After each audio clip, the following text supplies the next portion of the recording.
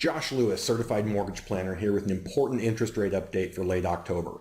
After stalling out over the last month, interest rates continued their downtrend this week. There are important reasons rates dropped, and these factors indicate rates will likely head even lower in the near future. This has important implications for homeowners and anyone thinking of buying or selling a home. Let's jump in and take a look at what's going on. Tuesday, the Bureau of Labor Statistics released the September employment report, which was delayed 3 weeks due to the government shutdown. Estimates were for 168,000 new jobs in September, but the report showed only 148,000. The markets didn't like this for two reasons. First is the simple fact that we were 20,000 jobs short of expectations. Markets don't like surprises, and especially to the downside. More importantly, the numbers contained inside the report, such as the workforce participation rate, painted a bleak picture of the jobs market.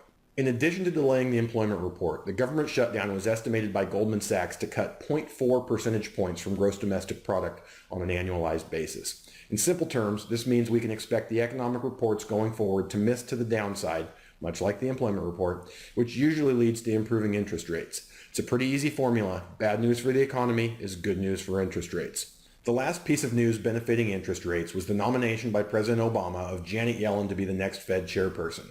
In addition to being the first woman to ever hold the post, Yellen is known to be more tolerant of inflation than the current Fed chair, Ben Bernanke, and the other top candidate for the nomination, former Treasury Secretary Larry Summers. Bottom line, the markets expect the Fed under Yellen to continue supporting interest rates through purchases of treasuries and mortgage-backed securities well into 2014. Okay, here's where we get to the fun part. That's the fundamental news that has moved the markets, and we want to look at a chart of Fannie Mae 4% bonds to see how it's impacting mortgage rates and if we can get some insight into the direction of rates throughout the rest of the fourth quarter. So if you look here, throughout July and August, interest rates had stabilized after the big run up in the spring. We had some volatility here coming through the next couple of months, but by early September, we had started a nice uptrend. Now, remembering here that when mortgage bonds increase in price, the interest rates actually go down. So we're liking to see the increase here. So these green candles show that we had moved in a nice uptrend since that time. Now, what we want to look at here are these moving averages. We have in orange the 10-day and in blue the 20-day moving average. Those are short-term indicators of the direction of the market. When the market trades above them, they're likely to continue in that direction. The 40 and the 100, the teal line, and the 200 up here, the purple line, are longer-term indicators, especially the 200. So you can see we had popped above the 10, the 20, and the 40 and stayed there. A little bit of a correction here, but this move here recently has moved us well above the shorter term indicators, and after being turned away 1, 2, 3 times at the 200-day moving average, we've closed above the 200-day moving average and had a confirming second day above the close. What that likely tells us is that we're entering into a longer-term downtrend. It doesn't necessarily indicate the scope or the size of that downtrend in interest rates, but it says it is likely to continue. Without boring you with too many other technical details, our expectation is another 1/8 to 3/8% in interest rate, most likely somewhere around 1/4%. In practical terms, what does this mean? A year ago, a no-point 30-year fixed refinance for a borrower with excellent credit and a $400,000 loan would have been around 3%, basically a generational low. Over the last 12 months, it had gone up to about 4.5% at the highest level in June and July.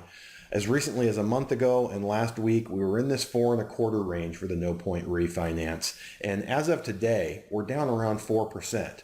Going back and saying that we expect another 1/8 to 3/8, we should have no-point refinances back in the high 3% range, barring another move to the downside. All right, we can see that mortgage rates are low and falling. What does this mean for you? What should you do now? At this point, I would highly recommend getting a total cost analysis to see if you can benefit. What we do with the total cost analysis is take your current financing, including what your interest rate is, how long you're into that loan, the term of the loan, and compare it to the terms that are available currently, both in the short run in terms of monthly payment and in the long run in terms of total costs. With that, if there's something that you can benefit from, the best thing I can recommend is getting approved and getting yourself in a position to lock.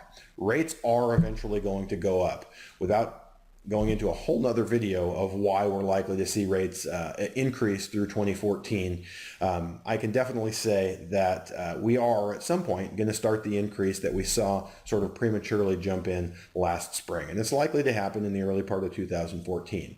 So would love to talk to you. If you have any questions, I can be reached by phone, 714-758-5223. That is my direct cell phone. It also accepts text. And you can email me at josh@joshlewis.net. That's josh@joshLewis.net. Hope you found this informative, and I look forward to talking with you soon.